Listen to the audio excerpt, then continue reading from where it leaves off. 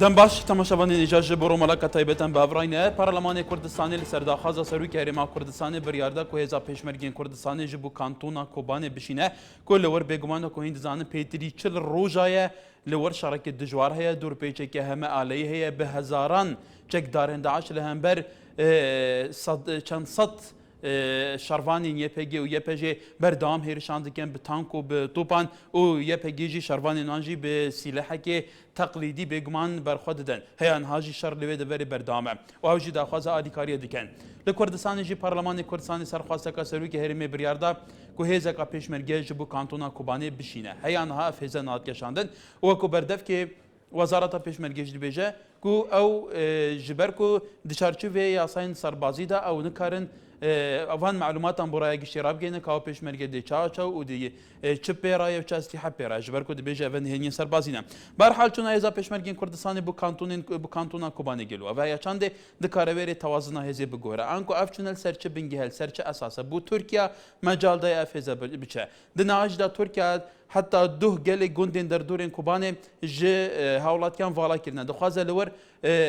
bêguman deverekê ewlehiyê deverekê emnî dirûst bike. Ev tedaiyeta hemû serçe esas. Tirkiye me tirsiya wê ser Kobanê ki heya niha bi tu awayekê alîkarî nekiriye heta dûrpê jî kiriye heta xelkê Rojava dibêje tenanet Tirkiye alîkariya Daeş jî dike hêsankariye bu derbazkirina Daeş dike bu nava kantona Kobanê ku li wir şerê şervanan bike. Bû rêdaya hêza pêşmerge biçe. Gelo siyaseta Tirkiye ke guartin eveş encamên zixutatên civaka nêvdewletî encamê wan hemû xwepêşandan nîmçe serheldanên Bakurê Kurdistanê sebeb çi. Bu pêdir gotu bêşkirên li ser vêyekê an li stûdiyê mêvanê me hûşeng derwêş nûnerê kantonên Rojavayê Kurdistanê wata xeseriya demokrasîk. Her wiha Behar Abdurrahman biryarderî lîjnê karûbarî pêşmerge li Parlemanî Kurdistan. Bixêr bin. Gek hoşenge kerem ve pirse cevap bikeyin dibe pirseki hesam be her kese bes navaroka eker bi eşkire bu me bersevayb dey gelo ev biryara parlamenî no ko xasariya demokratik ya Rojava Kurdistan çadın arxina despeke silav û rêz ji bo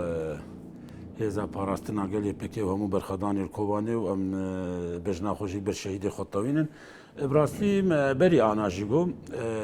çi hêzên Kurdistanî ya ji gêrî Kurdistanî bik yarmetiye ya bi çi rengî karibin palpiş dibin ji bo kantonê Rojava bêguman em spasiya wat dikin û adî em dibînin erkekî bi rastî wacib kî wayî beramberî kes û karê xwe bikin Rojavayê Kurdistan û eger tişkî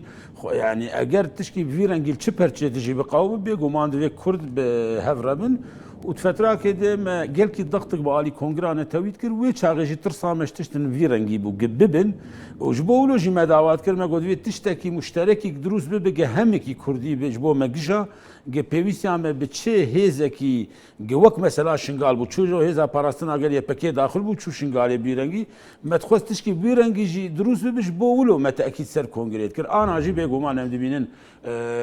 Bas hêzên YPG wextê hatiye şingalê ewan tu biryar wernegirtin yekser dît li şingalê di tengasiyên de ya daxil bûn û şerê xwe kir yani pêwîstî demekî zor nebûye ve çi tiştek roja Kobanê ji bin zextata taze biryara da jî çend filter ara derbaz û biryar bêguman ez te dibêjim edibê çi hawkariya ya yani hêza Kurdistanî bê yana eger deem bike em bêguman spas dikir em zanin teexîr hat gelek berî ana bi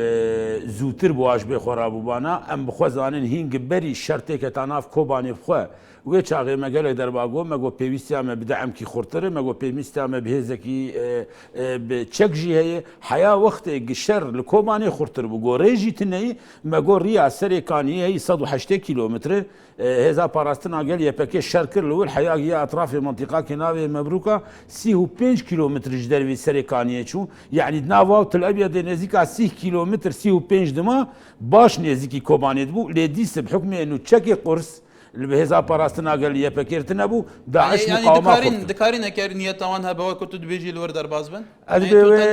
zanê ez dixwazim bêjim eger niyet hebe gelek rêj hawkariyê hebû ji bilî rêya Tirkiye ra biçe rêyê dîje ne zanê wê çaxê eger em bên vegerin siyade û qanûn û divê vegerin merkezê û vegerin Bexdê û em vê lûxê biştexirin ev bû hesab dî lê eger ez li xwe binem wek hêzekî Kurdistanî min wacibê xwez bikim çilo hêza parastina gel YPG tiştik navê siyade û qanûn cem wêtin hebû got milletê min ku bê kuştin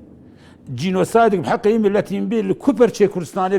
ببینن حەقێ وێ بەڵێ بەهار عەبدوڕەحمان بڕیاردەری لیژنەی کاروباری پێشمەرگە لە پەرلەمانی کوردستان ئەگەر ئێوە وەکو لیژنەی پێشمەرگە بکە بگومان لیژنەی تایبەتمەندن لەسەر پرسی پێشمەرگە ئەو بڕیارەی ئێوە بە تایبەتی لە تەوقیتی ئێستادا کە زیاتر لە 40 ڕۆژە لە کانتۆنی کوبانێ شەڕێکیش زۆر دژوار بەڕێواچێ بوو لەم تەوقیتە پێتوانیە تەوقیتێکە درەنگە؟ بەڵێ بێگومان سەبارەت بە تەوقیتەکەی ئێمە لە پەرلەمانی کوردستان کاتێکە ئەو بڕیارەمان دەرکرد لە ناو کۆبوونەوەکەیە ئەوەمان وەکو تێبینی و سەرنجێکدا بە سەرۆکایەتی پەرلەمان بەڵام دیارە هۆکاری خۆی هەبووە کە بەهۆی ئەو کێشە زۆرانەی کە لە هەرێمی کوردستانە هەیە کە پەرلەمانی کوردستان هەر ڕۆژە و گفتوگۆی لەسەر کێشەیە کردووە کە دیارە کێشەی کۆبانیش وەکو کێشەیەک ئەتوانین بڵێن هۆکارەکەی ئەوە بووە کە تۆزێت تەخیر بووە. سەبارەت بە بڕیارەکە لە پەرلەمانی هەرێمی کوردستان ئەتوانم بڵێم چەندین گرنگی خۆی هەیە ئەگەرچی تۆزێک تەخیریش بوو بێ لە ڕوانگەی ئەوەی کە ئەمە بەڕاستی پرسی کۆبانەی پرسێکی نیشتیمانی و نەتەوەیە پاراستنی هەموو پارچەکانی کوردستانە هاوکاریکردنی پشتیوانی کوردانە هەموو پێکەوە کە بە ڕۆحێکی نیشتیمانی و نەتەوەیی داکۆکی لە خاکی کوردان ئەکەن جگە لەوەی کە ئێمە ئەمڕۆ ڕوبەڕووی تیرۆر بووینەتەوانێ تیرۆر لە خاکی کوردستانە ڕوبەڕوومان بۆتەوانەیە هەر ڕۆژە و لە پارچەیەکیان ڕۆژێک لە شنگال ڕۆژێک لە جەلەولا و ڕۆژێک لە کۆبانی بۆیە ڕوبەڕووی تیرۆر بووینەتەوانەیە بۆیە ئەرکی سەرشانمانە کە هەموو پێکەوە پشتیوانی و هاوکاری دیارە بۆ ئەوەی کە ئێمە پشتیوانی کۆبانێ بکەین وەکو ڕۆژ ئاوا کە ئێمە لە هەرێمی کوردستانە دیارە ئێمە پەرلەمانی تایبەت بە هەرێمی کوردستان پێویستەکە ئەو ڕێکارانەی کە ئەیگرینە بەر یاسایی بێت و لە چوارچێوەی یاسایە بێت بۆ ئەوەی کە هەرێمی کوردستان تووشی قەیران و گرفت نەکەین. زۆر پرسیاری جادە لەمەدایە بۆ ئێوە وەکو پەرلەمان ئایا خوێندنەوەیکە قوڵتان هەبووە بچونیەتی ڕەوانەکردنی ئەم هێزانە ئایا تورکیا لە بەرچ مەرجێکەوە لە چارچوەی چ بەرنامەیەکەوە ڕێگاداوە کە هێزی پێشمەرگی کوردستان بچێتە کانتۆنی کوبانێ لە کاتێکە تەنیا ڕێڕەوێکی مرۆڤی هەیە تورکیا ئامادەنی ئەم ڕێڕەوە بەڕووی خەڵکی سیڤیلی کوبانێ بکاتەوە ئێوە خلف الكواليسي ام برياري حكومه تركيا راضي بونيان خندو تواني بشوي كهزي بيشمرجي كردستان شون مجال بدا بچه بكوبانه بۆ وەڵامدانەوەی ئەوە من پێم خۆشە سەرەتا ئاماژە بە تێبینیەک بم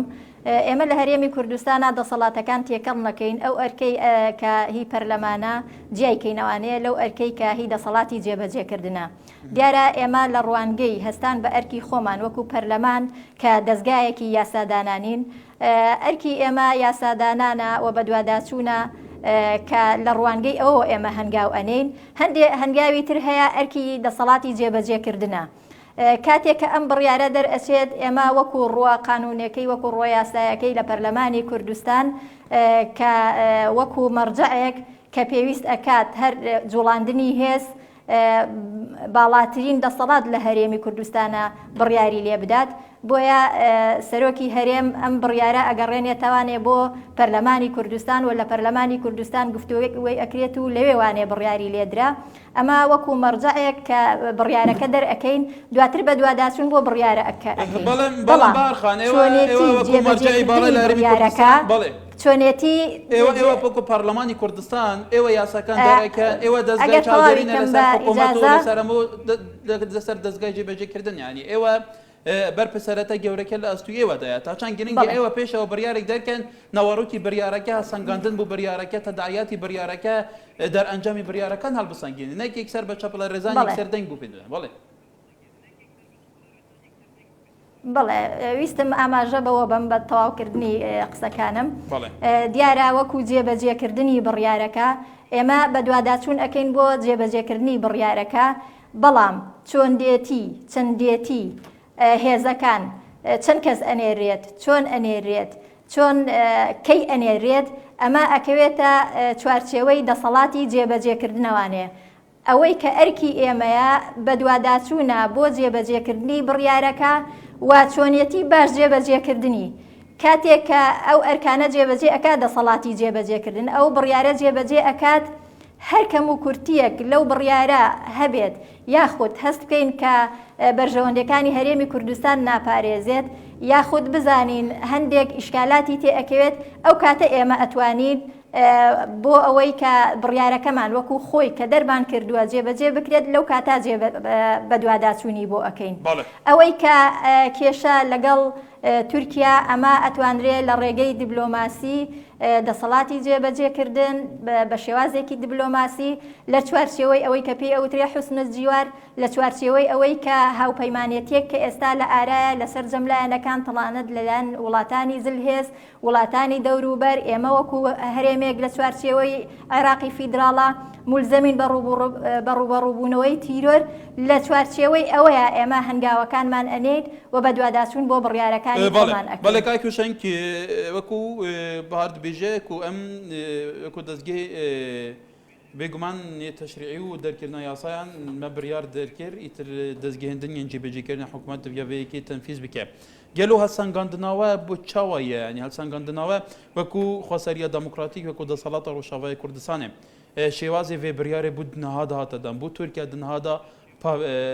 ev daxwaza Kurdan qebûl kir ya Herêma Kurdistan. Zanî bira ew tozkî em vê eşkertir bikin ji bo helwîstiya mewqifa Türk beriyem li ser mewqifê Tirkî bisekinin ez dixwazim rengê hawkariya Herêmê Kurdistan ji bo çek û her ji bo nardina hêza pêşmerge bi çi reng bû bi rastî carekê wextê danûstandin û guftûgo nav me û cê pêwendîdar ya bi cê muxtas yanî hebû mesela me da diyarî kir me got mesela me ne pêşmergeyê mesela me hêzê me li ser erdê hene yanî jin bi tena xwe li cem me melhemak ji şer li sena li Kobanê dikin yanî xelk hene hêza beşerî heye lê pêwîsta me bi hêza çekî yanî bêguman wa got corên çekê hene em ê yarmetî bikin taben ew corê ew çek kesin hene ew pêwendîdarin bi ew çek çilonê çilone ew wek min got ixtisasê wayê lê ew çek heya herî Kobanê divê hêzikî muxtas bi wa çekar hebe divê ew pêşmerge taban 150 heya di 100 pêşmergî tehdîd bû got bi ew çek nikarin herin eger pêşmerge nebuar be ew pêşmerge piştî wî çekî jî digînin Kobanê wê hin hêzên parastina gel YPK fêr bike yanî ser teqandina wî çekî bi çi rengî piştî wê gor malûmatê me ew ne hêzê wê herin şer bikin yanî 105 pêşmerge heya di 100 di wedekî wek Kobanê di neê şerre ev karin bêjim ev divir di eleqa têkilîd nav Tirkiye û kesên gi wê sîlah çek daxil bike bi ew hêz çûyê ji bo li gel wî çekî be çek bê wî hêzî nabe derbas be wek min got ev dimînit nav têkilîd nav herêmê wade ji bo nada zanyarî te çi ne ser vêkê gelek caran te dî çavderan gelê zanyariyên cuda cuda ser vêkê dan zanî ême wek em zanin ez dîst dibêjim wek xweserî jî me got pêwîsta me li Kobanê ne pêşmergeyê pêwîsta me eger pêşmerge tê jî yanî dikir ew baş em nabê nabê tiştê serekî li ceme me got pêwîsta me biçekil gor em zanin corên çek hene wê bişînin hêza pêşmerge jî 105 heya di sidî gerek di xîlala va 24 saeta de çûbalê hin mesailin yanî zarfin gelkî muayyen esbabin hebû jêre em ew sedem pêwîst nakim niha bê çi ye lê esbabin jêre hebû gerek gelkî nêzik li gor zanyarê li cem me hene yanî wê herin wê derbas bin ew hêz ew esbab gerek xelek bizane çimku xelek herkes qala vê pirsê dike taybetiya Kobanê zanî ez bê belkî ew murtabit mesalê amadebûnê ya haziriya wa bi tiştin yanî em nabînin esbabin tiştin li Herêma Kurdistanê pêştî alîkariya lojîstî ya serbazî jî bû kantona Kobanê şandiye yanî weku li ser erdê têxuyakirin ji bilî Herêma Kurdistanê tu hêzekê din ji bilî hêzên hevalbandan hêrişên asmanî tu hêzekî alîkariya kantona Kobanê nekirine gelo ev nîşanahandê niye ki Herêma Kurdistanê bi ciddiye ku Kobanê nekeve zanî Herêma Kurdistanê ji bo hawkarê jî em wadih bikin gelek layan hebûn xweda diyarîkirdin layanekî bi şekilkî resmî belagekî resmî bi navê mektebê siyasî yekîtîn îçtimânî derxistin mewqifê xwe ser wî çekî da diyarîkirin û eşkere jî got ew çekê me yî got me şandî û ê şand jî tesrîhek da got me tensîh kirî û me şandî ez dixwazim ev mesele eşkere bibe yani mesela şandina çekî jî bu Kobanê چارچوێ بڕیارەکە فەرمیە گشتی هەرێ مەدانە بۆ لایەنێکێ دەست پێشخەر بوو چەک وەک چەکەیەکیتی نیشتیمانی کوردستانی بوو وەک هەرێما کوردستانی وەک حکوومەتێجا ئەو بۆ ینی هونجی وەکو خۆسەریە دموکراتیکی لە ڕۆژاوا ئەوی چێکی تایبەت چێکی زانن خۆشی وەک ئەندامی سەرکردیا پارتی دیموکراتی کوردی سووری مزون و نێرێ خۆسەریا دیموکراتیکم لەگۆر ئەم زانین ئەف چەکچەکەیەکیتی نیشتیمانی کوردستانی حیا حەدەکی مەزن ئێوەیم تاکی دەگەن ئەگەر نۆتش سەدیژی ئێوا بێت دۆژی زانێت لەبەر پرسیارێک بچووچێک هەیە بەرامۆ وێژی هینکی بواقعیت سەر بسەگن ئەگەر نە ئێوا با پێویست ناکرد بەلاغەکی ڕسمیش مەکتەب سیاسەتی نیشتیمانی دەرکەوێت پێویست ناکرد جێن وا بتایبەت جێ عسکەری یا ئەمنی تەسریحەکی شێکمە زڤرینە vê pirsêjî gelo astê Herêma Kurdistanê alîkarîkirinê û halwîstê siyasî aliyên Başûrê Kurdistanê jê li ser Rûşava. Belê bi her xaneke ew pisyara li berestamkeyên wekû hewşeng derwêş nûnerî kantonekanî Rûşawayê Kurdistan li Herêmî Kurdistan ke pêştir Parlemanî Kurdistan şem kantonane bi fermî nesan. Alê ême pêwîst ême hêzî mirovîman heye. که بتوانێت شەڕ بکە شەڕشەکە حتا ئالێ هێزی ژنان یە پێژەیەکە ئەو بێگومان بەردەوام چەند سەد گەریلایەک شەڕوانێکی لە کوبانی شەڕێکن بەردەوام ئالێ پێویستمان بەچەکێ ئەیمادا پێویستیان بەچەکێ بۆ ئێوە چەک بریاتە نەداوە چەک بنێرە نەک پێشمەرگە دیارە ئێمە ئەو بڕیارە کە دەرکراوە لە ڕوانگەی ئەو داوایە بۆ کە سەرۆکی هەرێم کردوێتی لە پەرلەمانی کوردستان وەکو مەرجە و ئەو بڕیارەش کە دەرکراوە بە ئامادەبوونی وەزیری پێشمەرگە بووە کە پێشتر وەزیری پێشمەرگە لەگەڵ سەرۆکایەتی هەرێم کۆبوونەوەیان لەگەڵ لایەنەکان کردووە لە ڕۆژئاوا بە هەماهەنگی هەموو لایەک بووە و بە ئاگاداری هەموو لایەک بووە لەو کۆبوونەوانەیە باس لەوە کراوە کە هێز بنێرێت بۆیە ئێمە لە ڕوانگەی ئەوەی کە بڕیارەکە کە دەرمان کردووە بە هەماهەنگی لەگەڵ دەسەڵاتی جێبەجێکردن بە ئامادەبوونی وەزیری پێشمەرگە و لە ڕوانگەی ئەو وتانەی کە وەزیری پێشمەرگە کە پێشتر کۆبوونەوەیان لەگەڵ لایەنەکانی ڕۆژئاوا کردووە بڕیارەکە دەرکراوە واتە دیارە ئەمە بە هەماهەنگی پێشتر گفتوگۆی لەسەرکراوە لەگەڵ بڵێن هەرێمی کوردستان لایەنەکانی هەرێمی کوردستان لەگەڵ لایەنەکانی ڕۆژئاوا کاتێک کە باس لە هێزی مرۆیی ئەکرێت کە ناردنی پێشمەرگەیە بێگومان وەکو تەحسیل حاصل لایەنەکەی تریش کە مەسلەی چەکە کە ئەوان زۆر جەخت لەوە ئەکەنەوانەیە کاتێک کە هەرێمی کوردستان هاوکاری ئەکات بە هێزی پێشمەرگە خۆ هێزی پێشمەرگە بەچیەوە ئەچێتە ئەو شوێنانە غێر چەکی پێیە کەواتە هەردوو هاوکاریەکە یەک ئەگرێتەوانەیە هەم تۆ هاوکاری مرۆیت کردووە هەم ئەو چەکانەی کە لەگەڵ هێزی پێشمەرگەیە ئەنێرێتە ئەو شوێنە بەڵێ ئایا هێزی پێشمەرگەی کوردستان بڵێم بە کورتی بە دوو خاڵ یەکەم پێشتر بە هەماهەنگی بووە دووەمیشیان هەردوو ئامانجەکە ئەپێکێت کە هەم هێزی مرۆیە و هەم هێزی سەربازیە وەکو هاوکاری بەڵێ ئەو هێزە مرۆیە وەکو کاکێشانکە لێ زیاتر بۆ ڕاهێنانی شەڕوانەکانە لەسەر چونیەتی بەکارهێنانی ئەو ئەسلیحەی کە بۆ ئەوێ ئەنێرێ لە هەمان کادا ئاڵێ کە وەکو خۆی وەکو بێگومان نوێنەری ڕۆژاوی کوردستان لە هەرێمی کوردستان باسەوەکە کە لە کۆبانە هێزی مرۆڤی زۆر هەیە شەڕ بکە و ئاڵێ جوگرافیای کۆبانە ئەو ڕۆژە ئێستاتەیە بە شێوە ناکە ئایا ئەم هێزە وەکو هێزێک کە فعلەن بۆ ڕاهێنان ئەڕۆ چون ئەڵمانیا چەکی داوە بە هەرێمی کوردستان لە هەمان کاتدا تیمێکی ئەڵمانیا لێرەیە تەدریب بە هێزی پێشمەرگەکە بە چونیەتی بەکارهێنانی چەک بەڵێ ئەگەر چی چوارچێوەی ئەم پرسیارەی بەڕێزت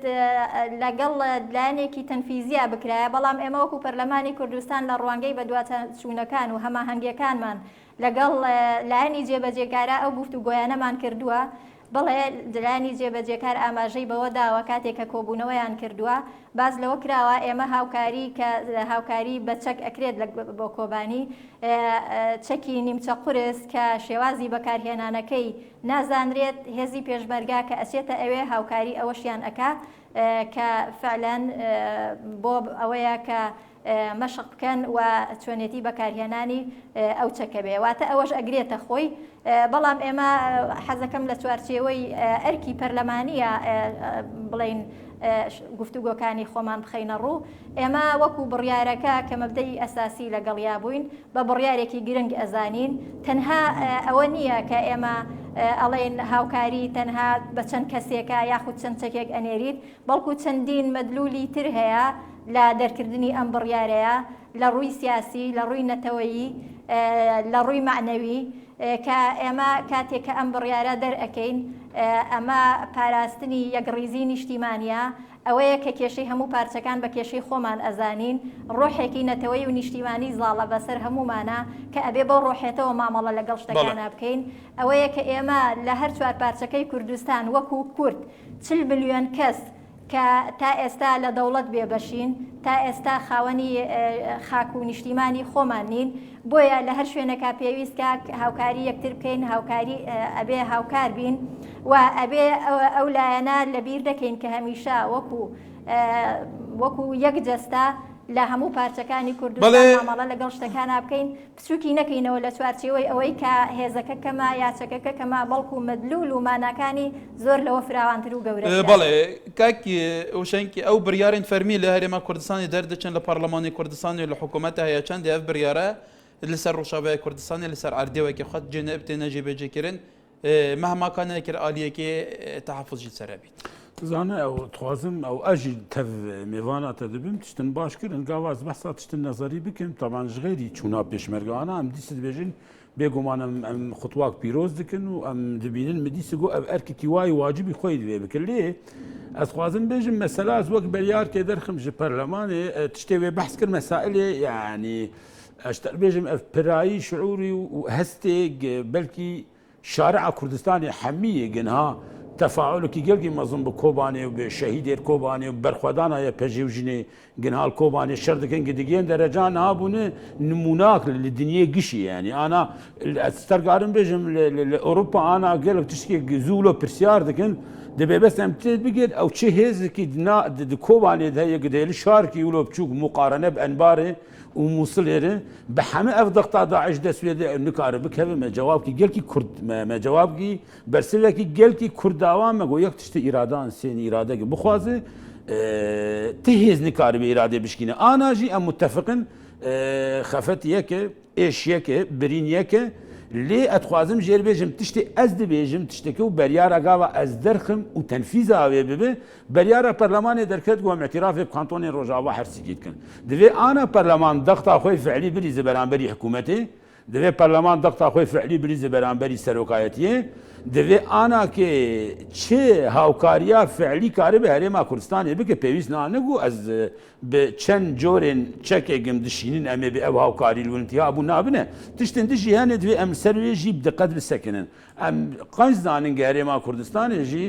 هەرێمژی بێگومان سیاسەتکوی هەیە ئەجنداکوێ یقلیمی هەیە مەساڵحێوێ یقلیمی هەیە بێگومان چ گاو خۆی باوێ بە حیس تعدل سیاسەتی وێنەکە تعدل وەضعێوەی هەرێ دقلیمێ جینەکە ji ber wilo heyatê kilîlge Tirkaneha çûna vacora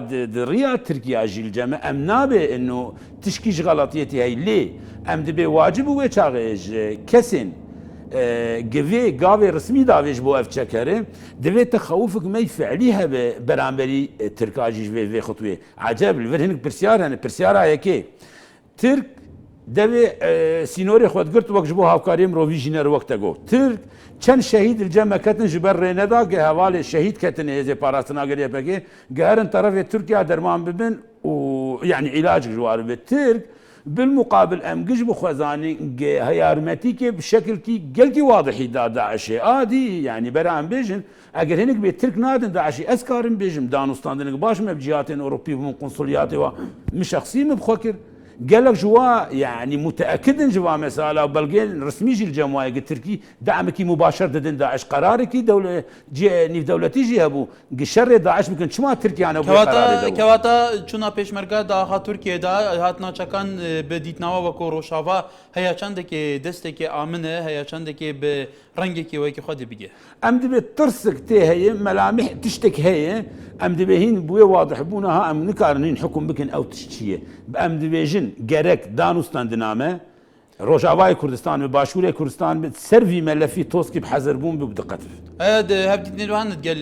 Başûrê Kurdistanê ser vê pirsê zanê bêguman ser vê pirsê û xêrî pirsê dijî Salih Musîm dibêje YPG û hêza pêşmerge gotûbêjenan hene li ser vêkê ev ser astê siyasî jî gotûbêjin hene neka Tirkiye ser çi esas razî bûye bizane ev bi hêza bi Başûrê Kurdistanê re bêguman ne ez dîsî tekîdê ser tişkî dikim em dibê tiştek heye ême bi nisbê ji me re wek xweserî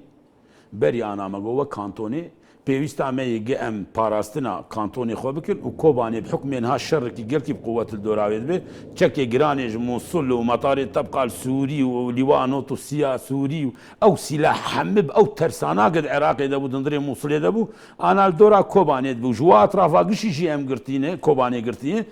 تەڤۆلۆژی ئەم دخوازن تاکید کێ بکن چێ ئەم کارە بن بکن ئەمێ بکنش کۆبانێر ئێ یارمەتیە دکە بەرا بکە ئێ کارە بێ ئەز هاوکاریت کم ئەمێ دیسی ژێر بێ ساعتاتە خۆش لێ ئاترکە ئەم دیسی دووبارەتکن ئەم دەبێت دوێت تەعامل ئامە تەعاملیکی حەزەر یەک ژێ ترک ئانا داو دکە دەبێ ئەگەر وێ پێشمەرگە دەرباسمێ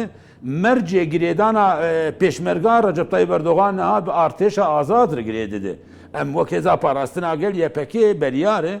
ئەم بیچەوەی قبول ناکن ئارتێشە ئازاتێکە کۆبانی ئەگەر معارەزە بگشتی دخوازە فعلەن یارمەتیکێت کۆبانێت بکە ئەگەر ئەم بێ ئەف کۆبانەیە سێ لایە کۆبانێش بەراش داوی وەکش جەرابل سێ بەراوەکە بەراژ من بجێ وەکە بەراژ عێزازێ وەکە بەراژ وا ئەترافێتی وەکە جەبێ سەنە چماتێ بێ کوبانێ بەڵێ باخان وەکو تو پێشتر وتیت کە ئێوە وەکو پەرلەمانی کوردستان هەست بە بەرپرسەرەتی نەتەوەی لە ئاسیار چارپارچەی کوردستانەکەن لە کاتێککە نەک تەنها ڕۆژاوی کوردستان لە باکووری کوردستانیش تا ئێستا 50 کەس لە هاوڵاتیانی سڤیلی کە خۆپیشاندانیان کردووە بە گوڵەی هێزانیەکانی تورکیا شەهید کراون تا ئێستا لەوێ شڕەوشێک هەیە تا ئێستا لەوێ پێواژوی چارەسەریەیە ئەم پێواژە تا ئێستا پراکتیزە نەکراوە لەسەر ئەردی واقع جێبەجێ نەکراوە گرتن هەیە زۆر ئاراسەیتر هەیە بۆ ناوچە کوردیەکان لە باکووری کوردستان لەلایەن حکوومەتی تورکیاوە ئەی بەسی بەشەیەکی گشتی ئێوە بۆ ئەوە چ بڕیارێکتان هەیە؟ بەڵێ دیارە ئێمە سەبارەت بە پارچەکانی تر ئێمە لە چوارچێوەی هەرێمی کوردستانە ئەتوانین یاسا و بڕیار دەرکەین کاتێک کە بڕیارێکی لەم جۆرە دەرئەچێ بۆ هەر شوێنێکی ترکە لە ئێستاە مەسەلەی کۆبانی کە بۆتە ئەو شوێنەی کە تیرۆر تایە ئەنجام ئەدێت ڕوبەڕووی تیرۆر بۆتەوانێت جنگەکە لەوێ ئاخەز بۆتەوە تاڵان ئێمە لە ڕوانگەی ئەوانێ هەنگاومان ناوە ئەمە سەبارەت بە پارچەکانی تر طبعاً لە ڕووە نیشتیمانی و نەتەوەیەکەوەیانەیە فعلەن ئێمە هەست دەکەین کە یەک جستین کە خەمی ئەوان خەمی ئێمەشە بەڵام ناتوانین لە چوارچێوەی پەرلەمانی هەرێمی کوردستان بڕیار بۆ شوێنەکانی تر دەرکەین یاخود یاسا بۆ شوێنەکانی تر دەرکەین چونکە هەموو ئەزانین کە پەرلەمانی کوردستان نوێنەری خەڵکی کوردستانە لێرە ئەگەر ئەپرسین ئەی باشە بۆ بڕیار دەرکرا بۆ کۆبانی ئەتوانم بڵێم ئەوە لە چوارچێوەیەکی یاساییە کە ئێمە وەکو هەرێمێک کە لە چوارچێوەی حکوومەتی ئیتیحادیین دیارە لە چوارچێوەی حکوومەتی ئیتیحادیە عێراق ئەو وڵاتەیە کە بەپێی بڕیاری مەجلیسی ئەمن خۆی ملزەمە بەوەی کە ڕوبەڕووی تیرۆر بێتەوانێ کەواتە ئێمە وەکو هەرێمی کوردستان وەکو بەشێک لە چوارچێوەی عێراقی ئیتیحادی یاخود بڵێن عێراقی فیدراڵە ئێمە ملزەمین بەوەی ڕوبەڕووی تیرۆر بینەوانێ ئێستا تیرۆر لە ناو خاکی کۆبانیە هەیە بۆیە کەواتە ئێمە لەو چوارچێوەیە ئەتوانین لە هەرێمی کوردستان بڕیار دەرکەین بەڵام بۆ پارچەکانی تر ئەو کاتە ئەوەستێتە سەر ئەو تەداعیاتانەی بەڵام بارخە تۆڵی ئێمە ئەز بە بەرپرسەرەتیەکەم بەرامبەر هەموو بڕیار دەرکەین یا هەرگاو بنین تۆ ئەڵێ ئەمەوەکو پەرلەمانی کوردستان پێشتر وتی تێمە هەست بە بەرپرسەرەتیەکەم بەرامبەر پارچەکانی حتا وتی 40 ملیۆن کورد کەواتە ئێستا شاڵ ئێمە تەنیا بەرپرسین بەرامبەر هەرێمی کوردستان بەڵێ بەڵێ بەڵێ بەڵێ طبعا من لە ڕوە یاسایەکەوە باس ئەەکەم کە ئێمە بەرپرسین لە هەرێمی کوردستان بەڵام وەکو ڕوە سیاسەکەی کە ئێمە کوردێکین ئێمە کێشەیەکی نەتەوەییمان هەیە ئێمە کێشەیەکی مێژوویمان هەیە لە چوارچێوەی ئەوە من باس ئەەکەم کە ئێمە فعلەن یەک جەستین ئێمە هەست بە بەرپرسیارەتی ئەەکەین سەبارەت بە هەموو پارچەکانی تری کوردستان بەڵام لە ڕووکارە یاسایەکەوە فعلەن ئێمە ناتوانین لە چوارچێوەی یاسا دەرچین بڕیارێک دەرکەین کە لە ڕووی یاساییەوانێ بە تووشی بەرپرسیارەتی ببین لە ڕووی هەستی نیشتیمانیەوانێ ئێمە وەکو پەرلەمانی کوردستان دڵنیابن هەر کێشەیەک و هەر شتێک کە پێویست کات ئێمە لە پەرلەمانی کوردستان لەبەر ئەوەی کە ڕۆڵەی ئەم وڵاتەین هەمومان کوردین خەمی نەتەوە خەمی هەمومانە و هەمووشمان لە پەرلەمانی کوردستان ئەزانین کە مەسەلە نیشتیمانی و نەتەوەیەکان بەرزترین ئامانجمانە مەسەلەی ئەوەی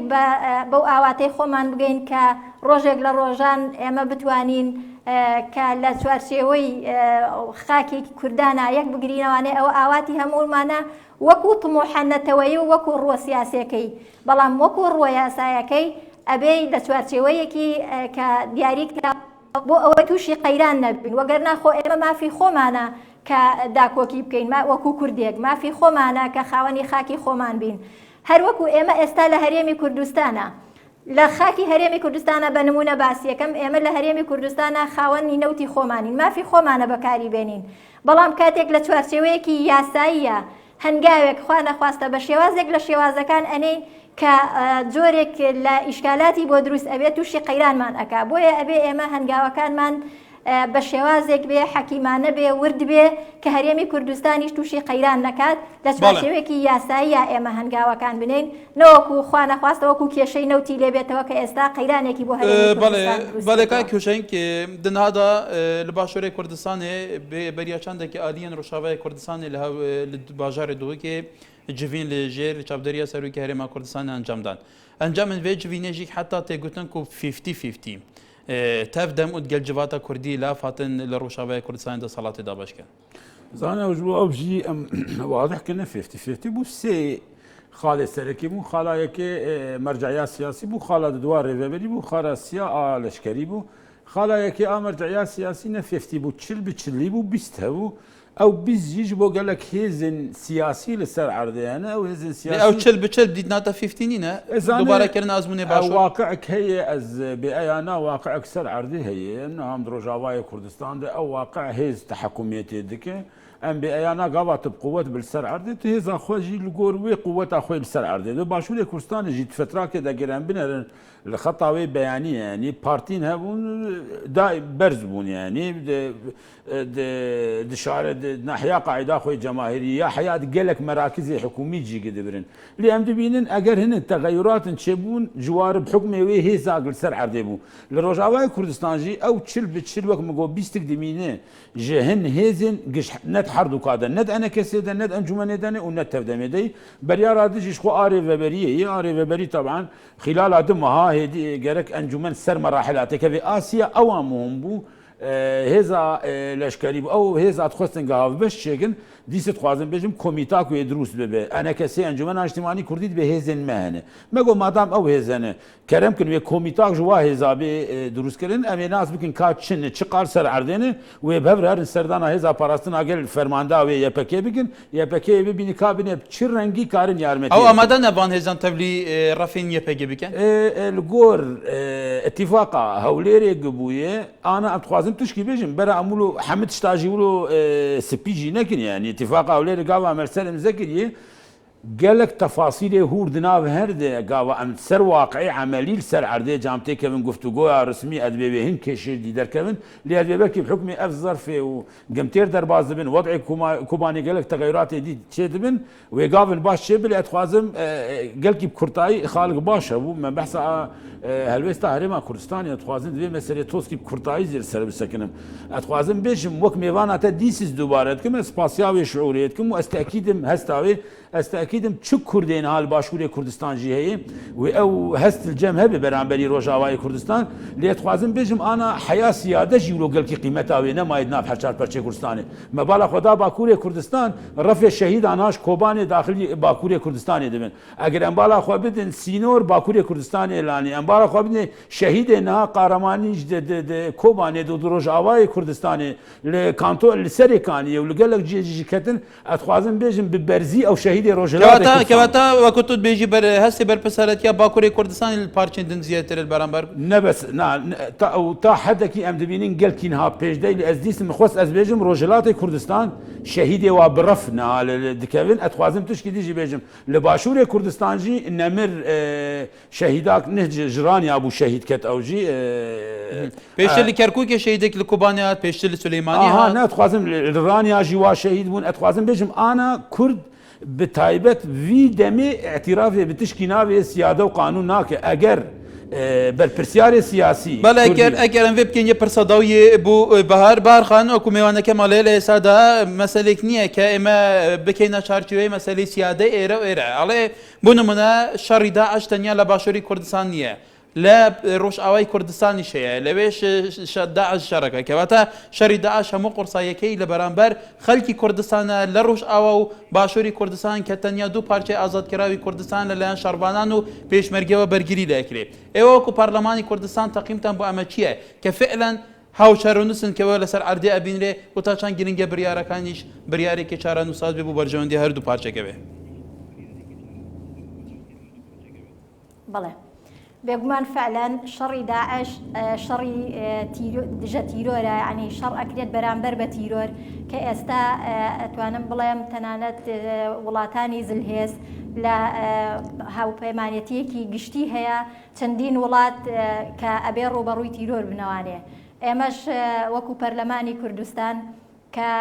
لە چوارچێوەی عێراقی فیدراڵا کە ملزەمین بە بڕیاری مەجلیسی ئەمن قەراری 21 هەفتە کە لە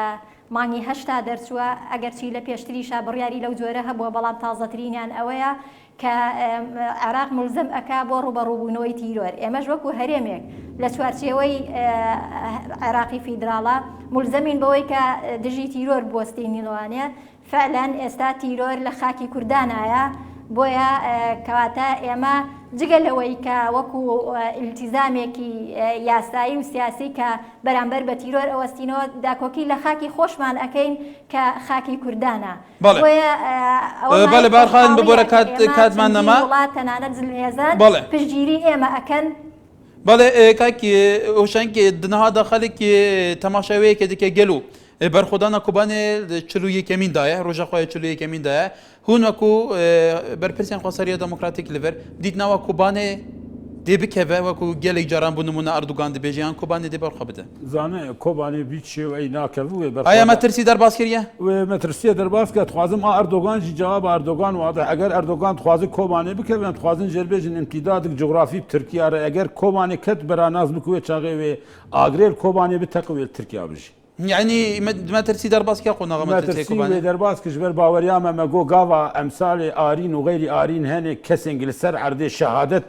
ناسناماوای بێگومان ناکەوت ملەتی وان ناکەونا باژارکی واژی وێ بکەوێت وەلە وشنگ دەروێش نونەرێ کانتونên ڕۆژاوای کوردستانی لە باشووری کوردستان هەروە بەهار عەبدوڕەحمان بریاردەری لیژنەی کاروباری پێشمەرگە لە ستودیەکانمان لە